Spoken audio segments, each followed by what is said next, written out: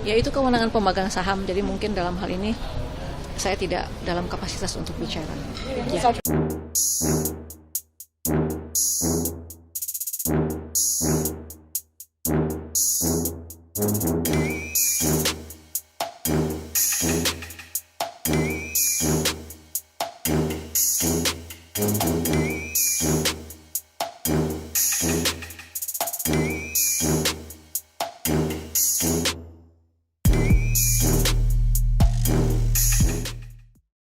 Sehingga sama-sama kita amankan. Tanggapan soal isu yang beredar ya Bu soal pergantian direktur utama Pertamina Bu yang sudah disebutkan oleh Pak Erick Thohir juga.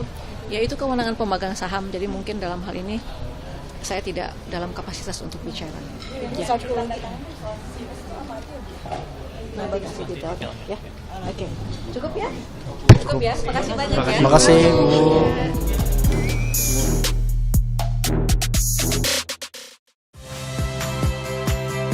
Saya Magister Tarigan. Saksikan program-program Kompas TV melalui siaran digital, pay TV, dan media streaming lainnya.